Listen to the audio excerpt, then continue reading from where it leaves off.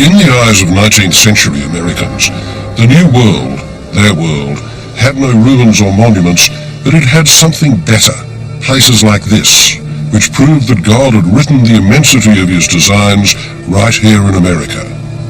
Nature, not culture, was what made Americans American. To experience in solitude what the novelist Fenimore Cooper called the holy calm of nature was a duty that became a right. And if they couldn't do it themselves, they wanted works of art that reminded them of it.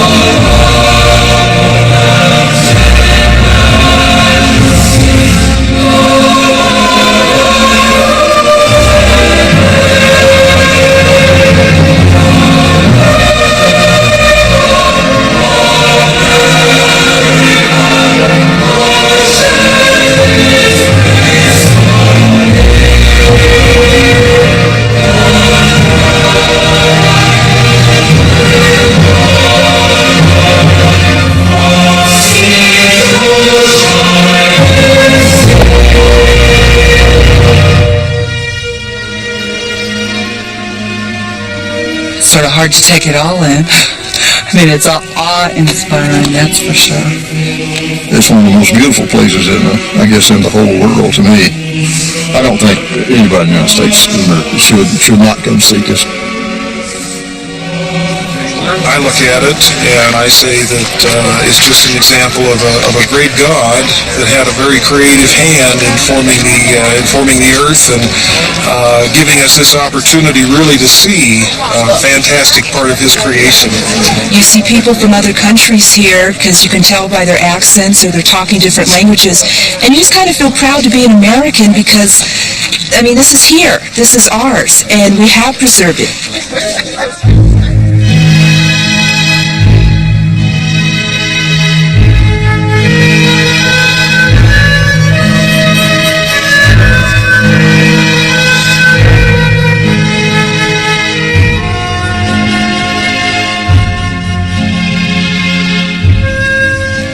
Landscape became the national subject, the sign of American identity. The painting of historical subjects was weak in America because artists feared that American history itself was thin. But God creates the landscape, and it creates an American vision, primal, a theatre of triumphs and conquests to come.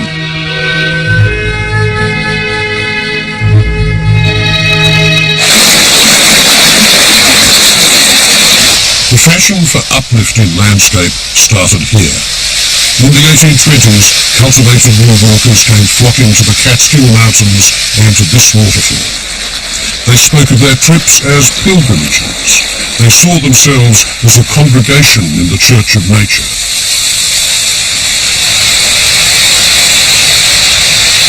The tourist arrived and stayed in a fair-sized hotel built at the top of the falls called the Mountain House. He paid 25 cents to some elderly gnome to operate a sluice gate and release the water over the falls.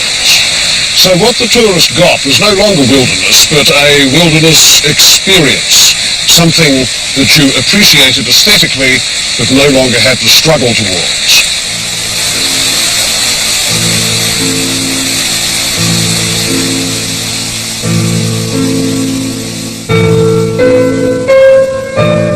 Among the pilgrims to the Mountain House was the artist Thomas Cole, whose views of the Catskills and the Falls were the first paintings to depict the American landscape as holy ground.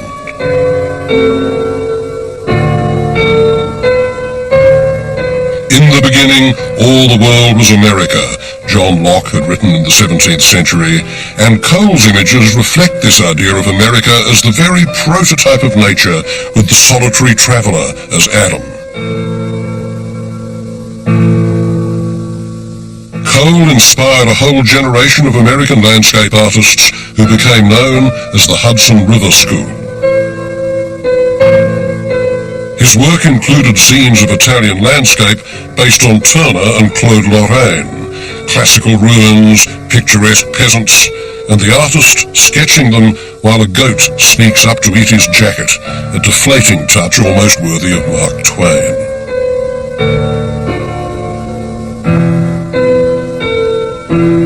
But he believed European scenery was worn out, and his deeper attraction was to the Catskills, where, he said, the associations are of God the Creator. They are his undefiled works, and the mind is cast into the contemplation of eternal things. This could require some artistic license. This is Cole's Falls of the Catskill. The leaves are turning red. It is autumn, peak viewing season. But he leaves out the tourists peering over the brink and puts in an Indian brave, posed exultantly, the last of the Mohicans, the spirit of the woods.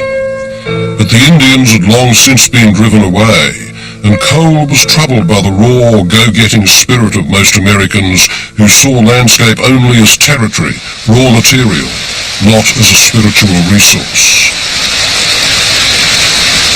For Cole, that seemed close to blasphemy.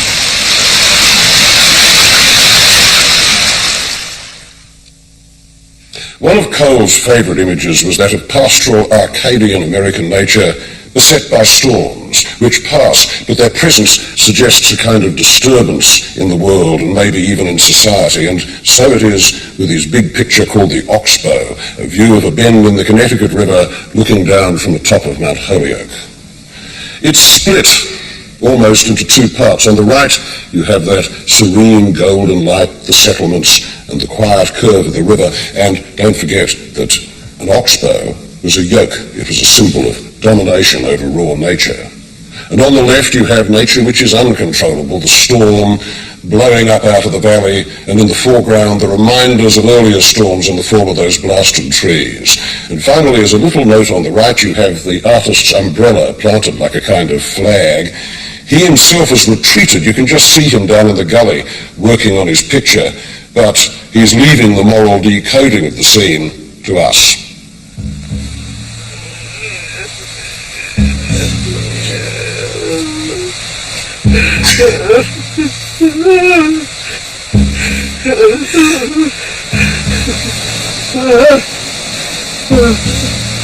Deep in the woods of North Carolina, an extremist eco-group called Earth First bewails the violation of American nature. I want to mourn the loss of all the old growth trees I've seen, and tell them that we love them and that we don't want them to die, that there are some people here who do care. So I want you to know that, trees, that we care. I think we are deeply hurting in America. I think we are deeply craving answers. I think that we've lost our identity as we have evolved into technology and into industrialized society. Bring me to this cathedral. Bring me to those guys. Bring me to this rock that has the most incredible life. That makes me feel alive. I've looked at clear cuts and burnt forest, and I've felt outraged, but I didn't scream and I didn't cry. And I need to.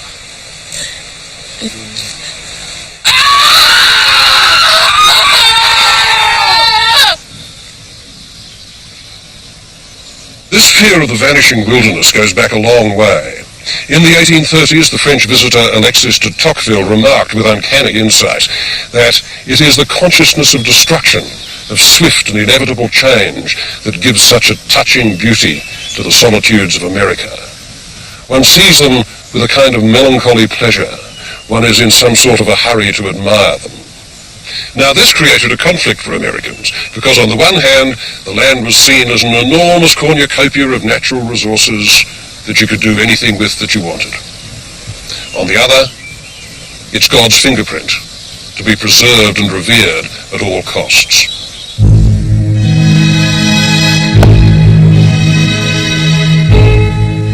the mid-century, other painters identified Cole with the American landscape whose meanings he'd unveiled. There he is in the painting by his friend Asher Durand called Kindred Spirits. He's on the right, showing the works of the Supreme Being to the poet and journalist William Cullen Bryant.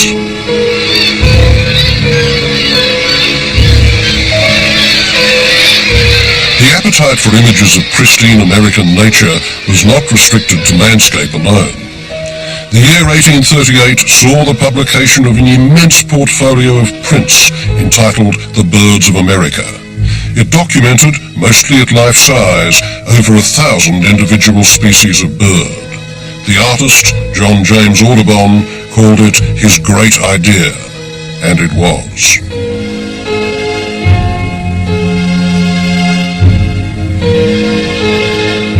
There he is, clambering between the crags, a fresh specimen strapped to his back, while a golden eagle clutching its prey soars in the foreground.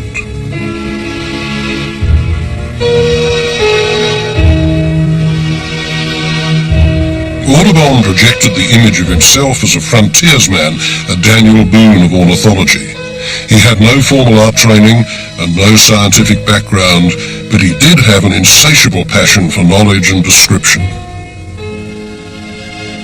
He travelled all over America so that he could paint his targets in their natural settings. He would shoot them and wire their corpses in place to make them look natural.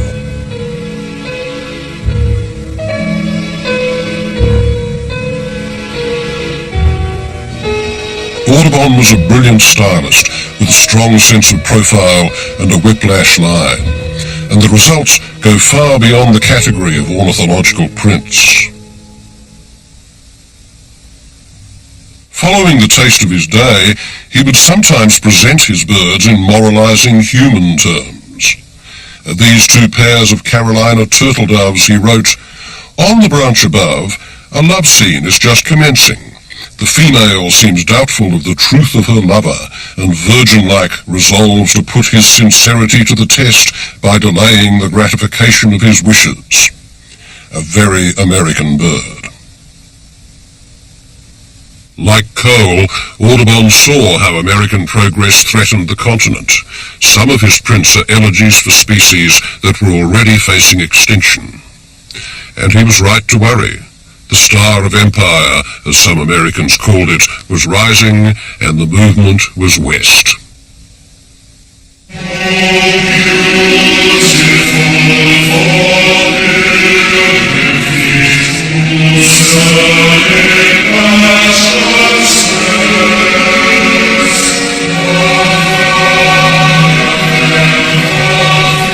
On the 2nd of March 1846, the following words were proclaimed to the U.S. Senate. "The untransacted destiny of the American people is to subdue the continent, to rush over this vast field to the Pacific Ocean, to teach old nations a new civilization. Divine task, immortal mission. Let us tread fast and joyfully the open trail before us."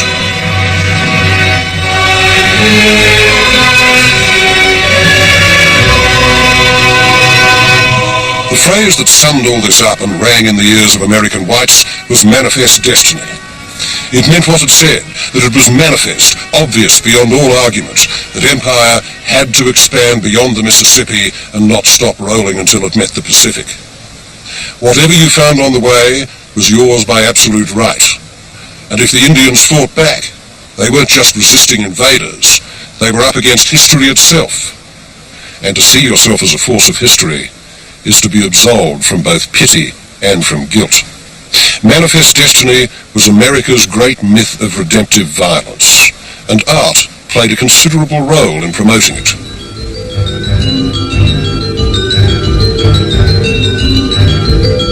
John Gast's picture, American Progress, shows a goddess with the star of empire stuck to her forehead, proceeding like a blonde blimp above the ranks of the advancing settlers while the Indians fall back.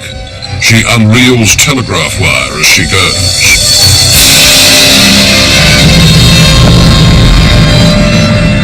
In high art, the message was less blatant, but not very much. Albert Bierstadt paints the Conestoga wagons rolling forward into the westering sun, which floods them in golden light, implying, as one orator put it, that progress is God.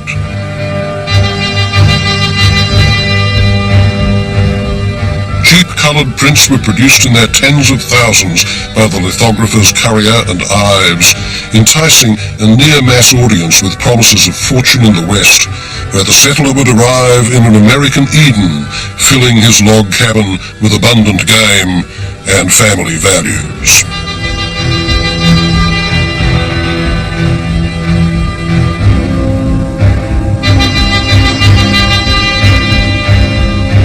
The hero of Manifest Destiny was Daniel Boone, the frontier scout, Indian killer, and real estate dealer who found a way from Virginia across the mountains into Kentucky and thus westwards. Here, the artist George Caleb Bingham fuses him with the biblical image of Moses, leading his people towards a land of milk and honey. The Daniel Boone legend sets the terms of the mythology that would, for Americans, describe and explain the process of westward expansion for the next century. The process always involves a kind of exile from civilization, a kind of regression to the world of the savage, but from that regression comes a kind of purification, a new contact with nature, a regeneration of the spirit, a regeneration of earthly fortunes as well, and ultimately the man who has gone to the wilderness becomes the agent for a further advance of civilization against the wilderness.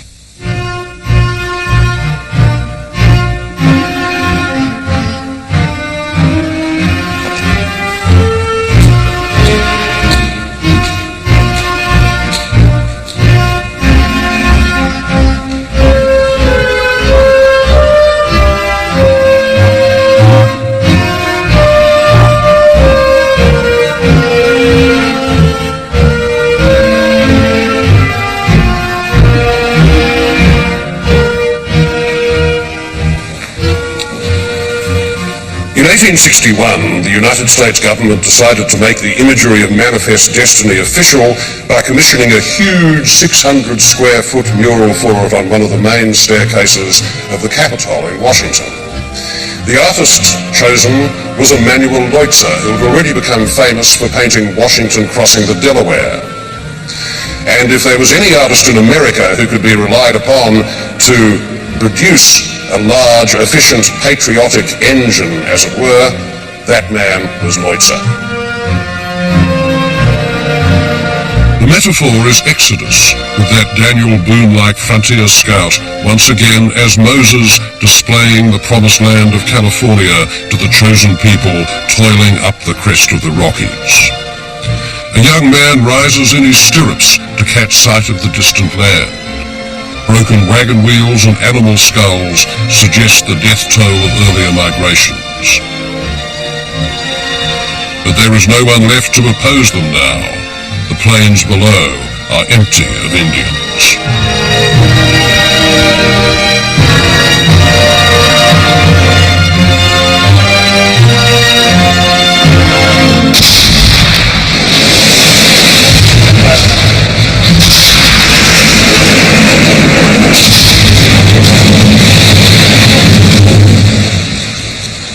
But the victims of Manifest Destiny never ceased to haunt the art of American whites. In the Black Hills of South Dakota, work keeps going on the largest, though perhaps not the best, sculpture in the world. Begun in 1949, the blasting of a mountain into an effigy of the Lakota Indian chief Crazy Horse. The whole thing will be 560 feet high. Crazy Horse's nose alone is 27 feet long. It's the invention of a Polish immigrant named Korczak Ziolkowski, who meant it as a reply to the faces of the presidential dead white males on Mount Rushmore 20 miles away. Korczak died in 1982, but his family continued blasting out the form of Crazy Horse. One of his 5 daughters, Monique, drove me to the top to show me the work on the head 45 years after her father started it. Korczak ever imagined that this could be finished in his lifetime? No, I don't think so. He thought he would carve something 100 feet high at first, but then when Henry Standing Bear and him picked out the mountain, he just thought, what the hell, I have no place to go, so I'll carve the whole mountain. Well, did he have all you offspring to carry it on then? Or? No, he didn't know that he was going to have a family until he married my mother. Called her Fertile Myrtle. Fertile Myrtle. And she was. How many of you are there? There are 10 of us. And every single one of you is working on this? 7 of us still working.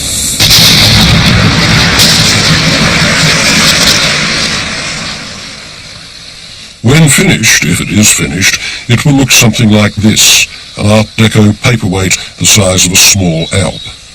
Crazy Horse points in answer to the derisive question of a white man, where are your lands now? He answers, my lands are where my dead lie buried. This line was Korczak's starting point. My lands are where my dead lie buried. Isn't that beautiful? Isn't that beautiful?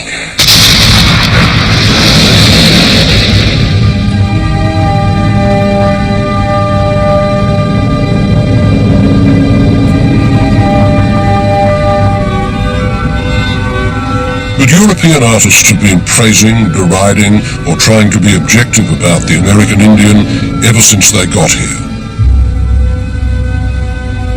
The most energetic of them was the artist-explorer George Catlin in the 1830s. Catlin was largely free from the prejudices that disfigured white American views of Indians. He didn't idealize them as noble savages. He didn't demonize them as brutes. He tried to see them as real people in a real, if exotic, social setting. Catlin also tries to deal with this problem of the ephemeral quality of the wilderness, the fact that we destroy it as we appropriate it. We murder for the sect. That's right. And the paintings are, I suppose, his primary means for preserving at least the image of that world. However, Catlin also proposes the creation of a kind of Indian preserve on what was then called the Great American Desert. And there you have the notion of another kind of ambition or relationship that Americans have towards that wilderness, the desire to freeze it somehow, to preserve it, if only as a museum specimen of the real thing, of the wild thing.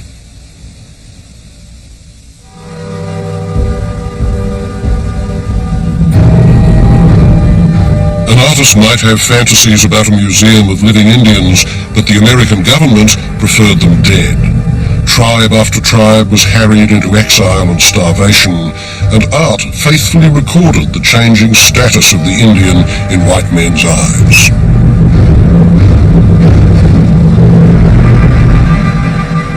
In 1822, Charles King could paint a delegation of Pawnee chiefs to Washington as a group of Roman noblemen with finely edged faces personifying dignity and reason. But as the Indians kept fighting their losing battle against the settlers, as horror stories about scalping and treachery, abduction and rape became common coin in the East, so artists took to painting them as fiends.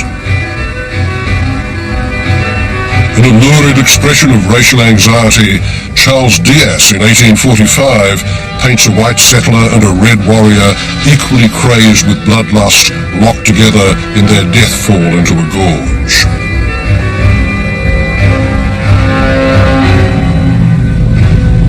Parallel with the demonic Indian is the doomed Indian. In The Last of the Race, Tompkins Matheson has a group of them looking westwards, but the sun that promised a future to Daniel Boone on his mountaintop promises only extinction to them.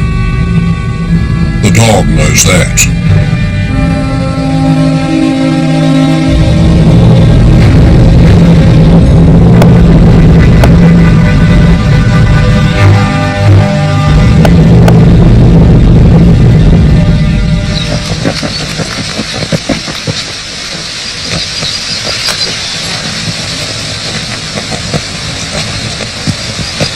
This is the house the artist Frederick Church built for himself on a hill above the Hudson River.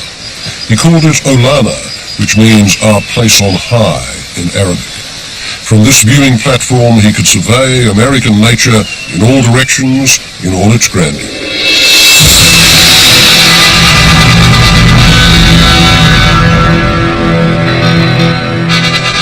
Church was the leader of the Hudson River School, a group of nationalist painters who believed American landscape was unique, fresh, and a sign of divine will.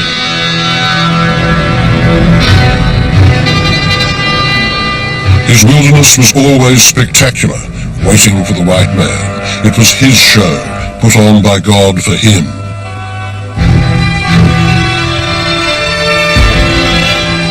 And Church's paintings, like this view of Niagara Falls, with the green water sliding implacably over the drop, celebrate its primal power.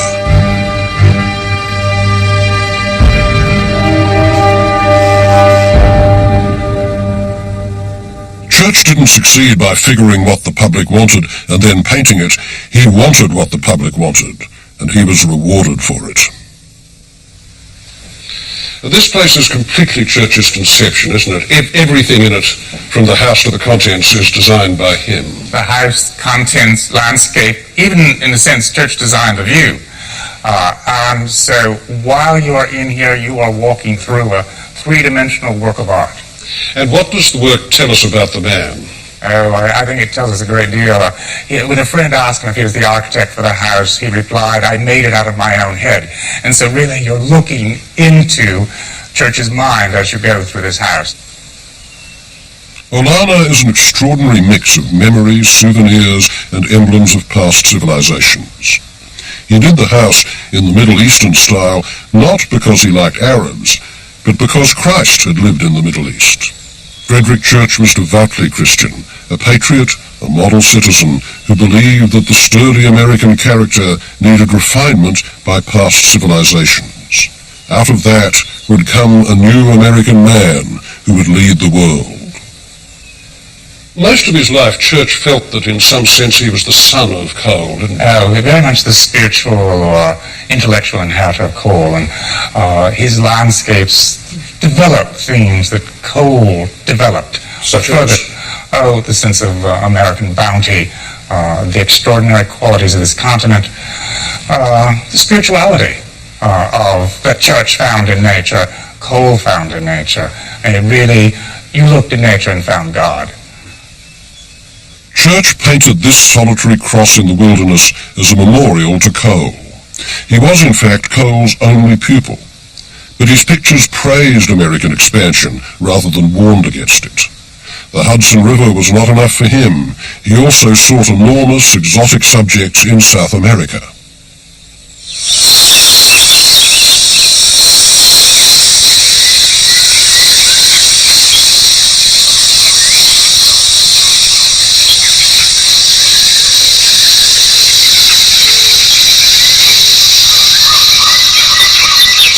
Normally one doesn't use opera glasses in a museum, but that was how Frederick Church invited his public to view his great spectacle of Pan-American nature, the heart of the Andes. It went on view in 1859, and it pulled in 12,000 people in 3 weeks, thus becoming America's first one-man, one-picture blockbuster. He had it framed architecturally, literally as a kind of picture window, and surrounded it with palms and aspidistras. It made his reputation overnight. Church became, on the basis of the Heart of the Andes, America's first real celebrity artist. In the 1850s, he went exploring in South America. The Heart of the Andes is based on the sketches that he made. It's not a single view, but a combination of many, sealed by Church's signature carved into a tree. His public loved the sheer abundance of the image. It's a painted encyclopedia of nature, but all its detail is unified in sublimity. The painter becomes God's stenographer. He reconciles science with religion.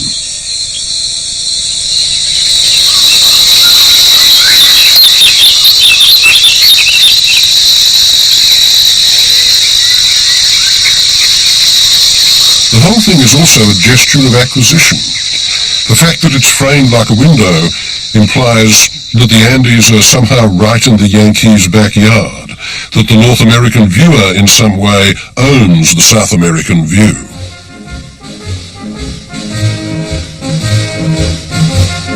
2 years later, when the Civil War broke out, Church fervently rallied to the cause of Lincoln and the northern states.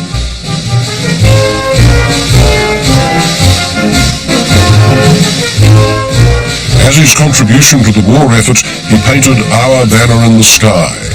It was circulated as a lithograph to Union troops. Landscape couldn't get more cornily patriotic than this. The stars and stripes, a sign from heaven, something that couldn't be challenged without provoking God's wrath.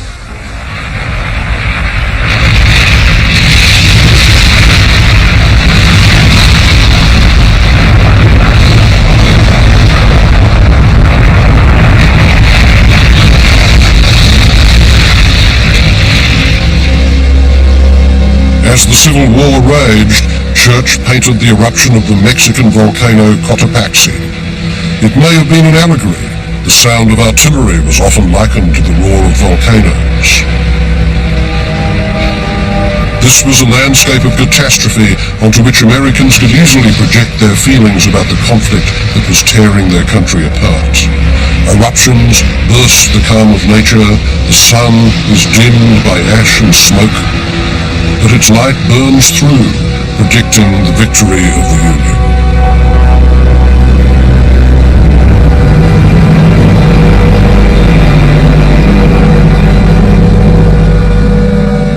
But was a heroic, optimistic landscape art possible when the very earth of America had become the mass grave of a generation?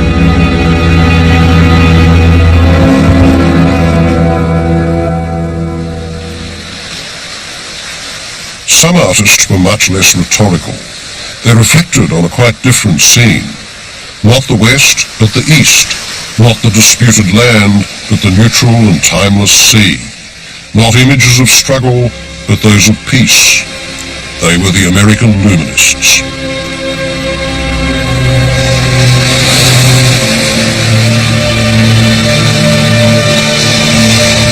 The painter John Kensett saw the sea as an emblem of consciousness, silence, an immense reflective calm.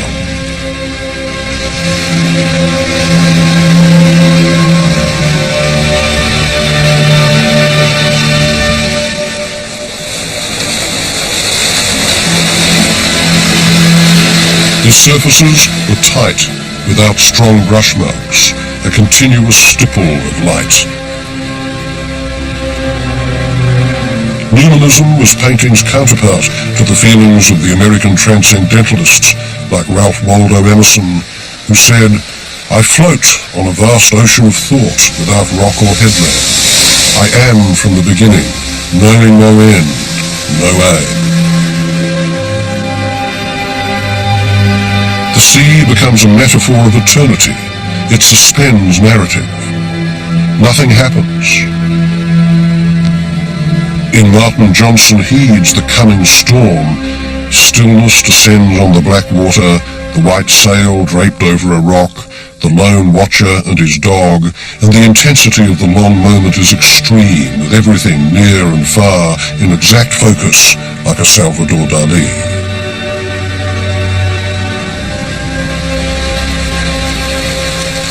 The Luminists didn't go searching for spectacle. They used what was on their doorstep. In Fitzhugh Lane's case, a narrow slice of coast around Gloucester, Massachusetts, with its tidal bays, its rocks and shipping. But to most Americans, such images would have looked like dreams in a backwater.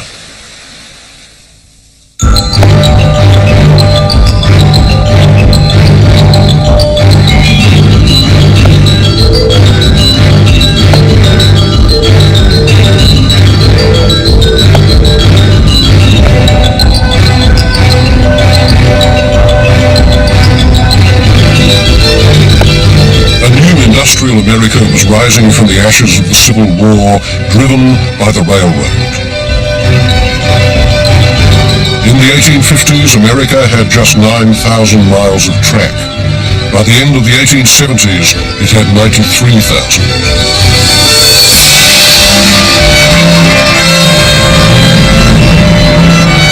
Railroads crossed the continent.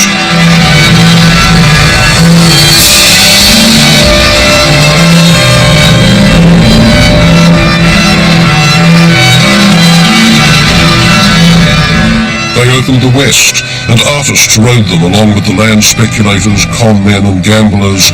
They too were ready to mine the landscape.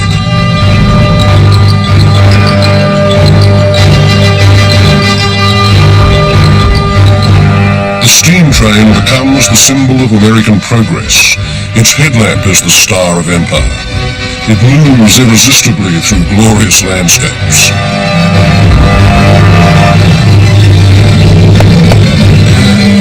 The old Conestoga wagon lumbers along while the new train hurtles to its destination. Dropping their images of settlers' wagons, Currier and Ives took the railroad engine as the triumph of enterprise. Its smoke blinds the American Indians, blotting them out.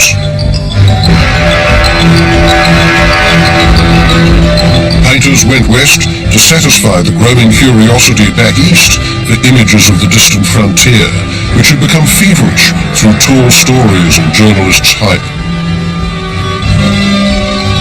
Foremost among them was Albert Bierstadt, an immigrant from Germany who made a 3-decade career out of grandiose western landscape.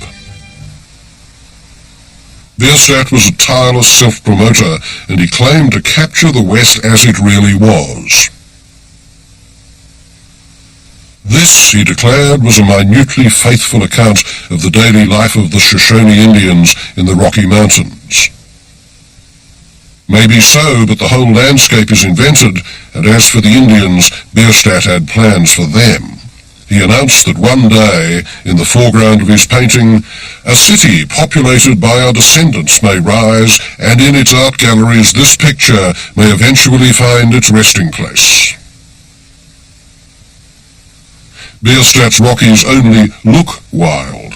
Actually, they promise complete control of territory. The thought behind them was the exact opposite of the beliefs that Indians held about their own relationship to the land.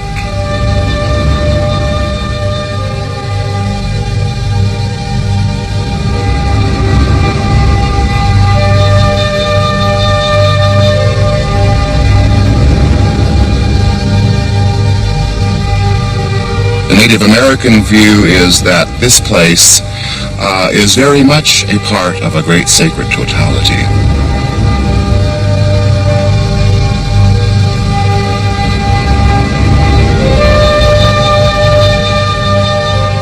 My people, who were the hunters, did not paint landscapes. In fact, very few tribes painted landscapes. That's a very foreign idea, you know. This was a part of the great holy, and you lived here and you perhaps emulated portions of the environment.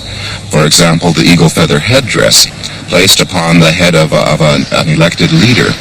The eagle flies high in the heavens near the sun. It's believed because it flies that high that it too has a sacred potency related to the sun.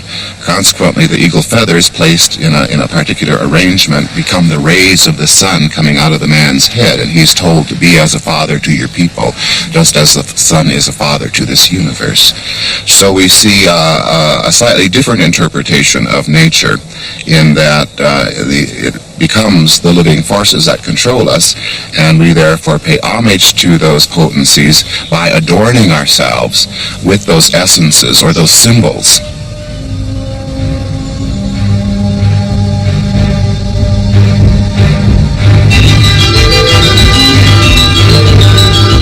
The railroads built the West. They created the myth of the West and fixed it in popular fantasy.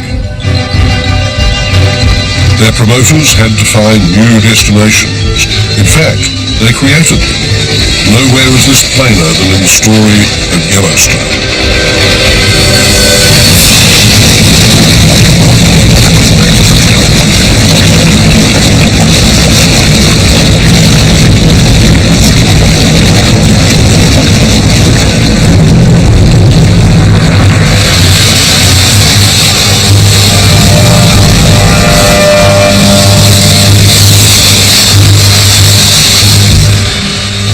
From the white world, only a few trappers and mountain men had ever visited this weird thermal landscape. They returned with stories of a place where hell bubbled up, Satan's cauldron.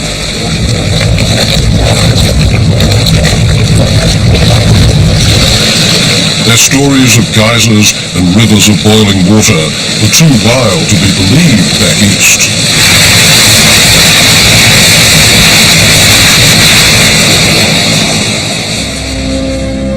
In 1871, an official U.S. Geological Survey team led by Ferdinand Hayden set out for Yellowstone. Hayden knew he would need pictures, not just words, to describe it, so he took along a 34-year-old artist, Thomas Moran. Moran's trip was underwritten by the Northern Pacific Railroad, which guessed that his images just might create a new tourist destination.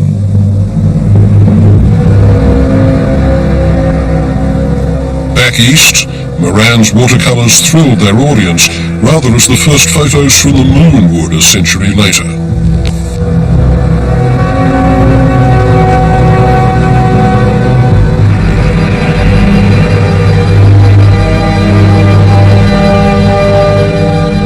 Along with Moran, Hayden had invited a former stagecoach driver turned photographer, William Henry Jackson. This was the first time in America that a photographer and an artist had worked together on the same project. Jackson provided the objective record of this world of wonders to a public which thought the camera couldn't lie. His photographs didn't undercut Moran's sketches, they confirmed them.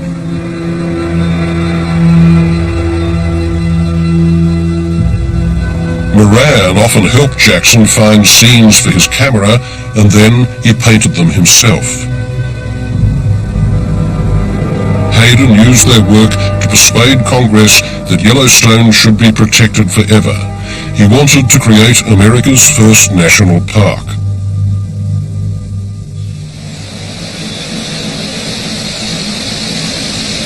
It was a view of the Canyon Falls that established Moran in the public eye. It was the summation of his trip, his all-out gamble with public taste, the big picture, as he called it. He painted it when he got back, and Congress loved it. Thomas Moran's enormous picture of the Grand Canyon of the Yellowstone was the first American landscape by an American artist to be bought by the American government. It cost $10,000, or about 80 cents a square inch. It would have been cheap at twice the price. They put it in the Capitol, where so many effigies of flesh and blood heroes already hung. And this, too, in its way, was a painting of a hero. The landscaper's hero, limbs of rock, belly of water, hair of trees. It offered the panoramic thrill that no watercolor can give, and the density of substance that no photograph can rival. Moran didn't try for literal transcription of nature. Jackson's photography had shown him what the camera couldn't do, and Turner, whose pictures he had seen in England and adored, had taught him what painting could suggest.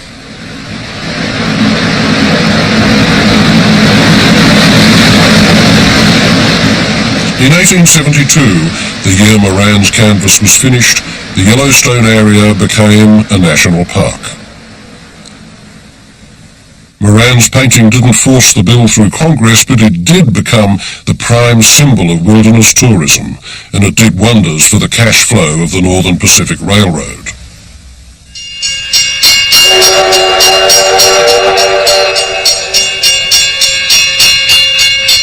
After Yellowstone came other national parks. But while the public taste for these wilderness museums grew and grew, the popularity of epic landscape declined.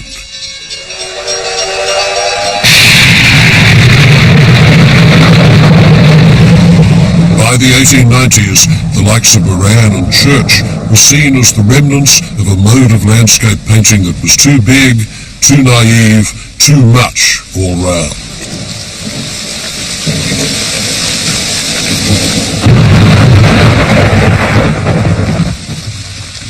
1889.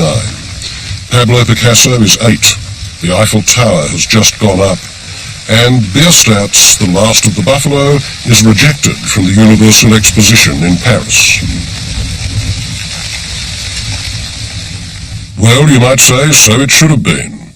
The picture is a lie. It puts the blame for the extermination of the buffalo on the Plains Indians instead of white Americans. And yet you can't help feeling a tad sorry for Bierstadt, who was helpless in the current of cultural fashion and soon to be swept away, like his subject matter.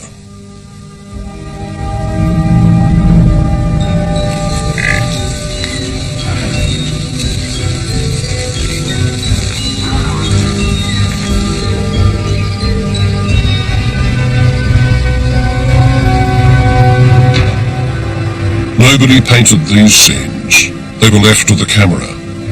Soon the buffalo were gone, wiped out as a matter of government policy by professionals with Sharps rifles who were out to destroy the Plains Indians' food base and turn them into beggars.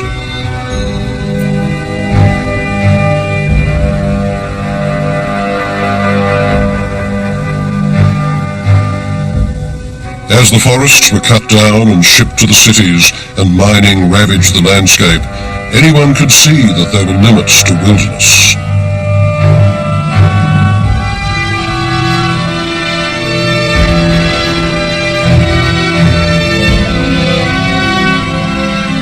Then America began to run out of West.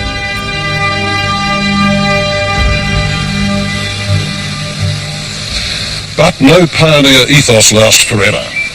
By the 1880s, the main index of American social reality wasn't the wilderness anymore, it was the industrial cities. Slowly at first and then inescapably, the wilderness and the West were turning into objects of nostalgia, emblems of a vanishing freedom. But of course, that only made them more popular.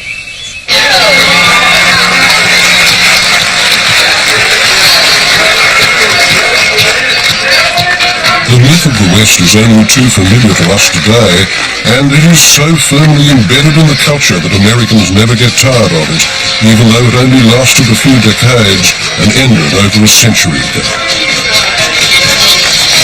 Its hero is the cowboy, a kind of centaur, a living emblem of instinctive freedom.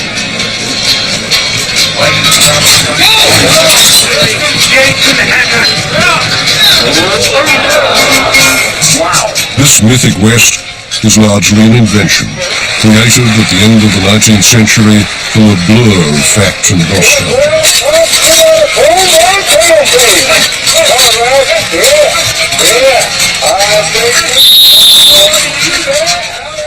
Here is Charles Schravogel painting a cowboy on the roof of his apartment building in New Jersey, in a world of automobiles and telephones, not stagecoaches and pony express riders. And this is how the finished picture looked. Illustration is melding into movies. And it was this man who did more than any other artist to create the American cowboy and influence the movies. He was Frederick Remington. More an illustrator than a painter, Remington at the start of the 20th century was simulating a lost world of frontier fights and Indian scouts. Action painting. It clicked into place with the strenuous masculinity that his friend President Theodore Roosevelt was preaching from the bully pulpit of the White House. America makes itself through struggle. One of his chief themes was the image of the last stand.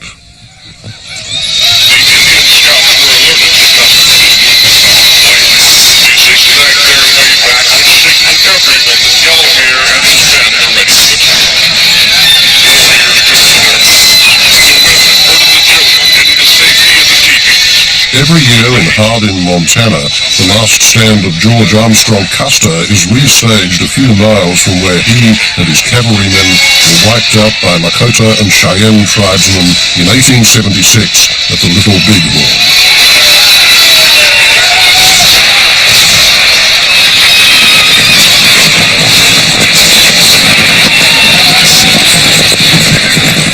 A lot of people have negative stereotypes on George Armstrong Custer, and we want to keep bringing up these old grievances. Instead, we work together and take a bad situation and make something good out of it. Take a lemon and turn it into lemonade, if you will. Well, my name is Max Dawes, and I play Crazy Horse. what I do is I control all these warriors here. I gotta tell them to spread apart here and split in four here. When the cavalry comes, I tell them to look up there in the hill. It's kind of hard work controlling all these Indians.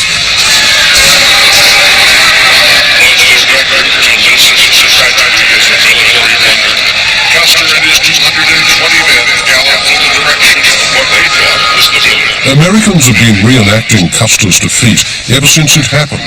The first replay was done just a year after it by Buffalo Bill Cody in 1877, using Indians who had fought in the original battle. With Remington's help and a lot of later input from Hollywood, The Last Stand became a mythic American event.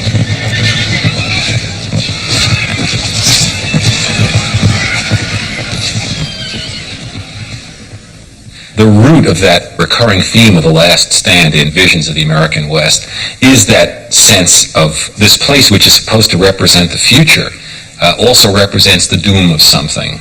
And it comes into the culture as a powerful symbol from the very beginning. What it symbolizes is in a sense, the end of the frontier, because this is a battle in which the Indians, that marks the doom for the Indians as well, because Custer will be avenged. It represents the defeat of the frontiersman. Custer is represented usually in a buckskin coat like Daniel Boone. So it's his doom as well. But more than that, it was also seen as a symbol of what could happen in an industrialized America if the lower orders, if the freed blacks in the South, or even immigrant workers in the city, were to take advantage of their power as democratic citizens and try to take over the government.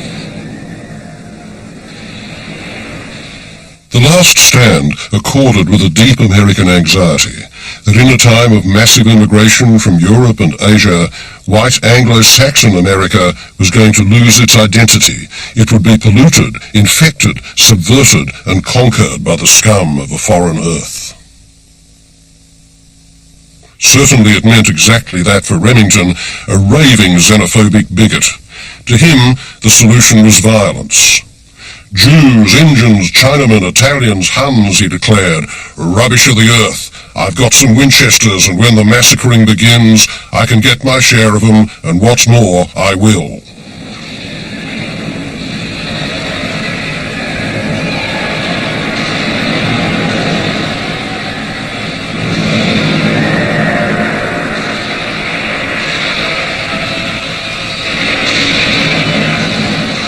In 1890, the frontier was declared officially closed.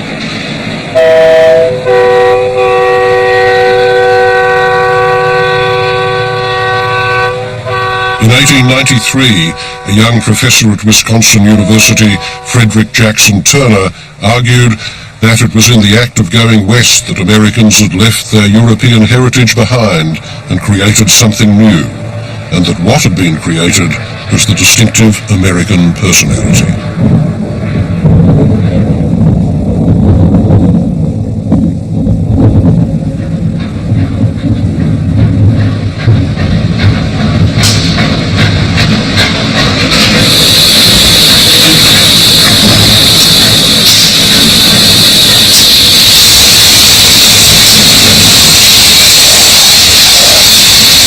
The closing of the frontier in the 1890s began the slow ending of an American state of mind. A century later, we see its death. What died was the idea that natural resources were infinite, that somewhere out there was always going to be more land, another gold mine just there for the taking. Today, this seems like a distant myth. And long before the frontier closed, the focus of American art had already changed. What changed it was the growth of American cities, realism, skepticism, science, and the power of the machine.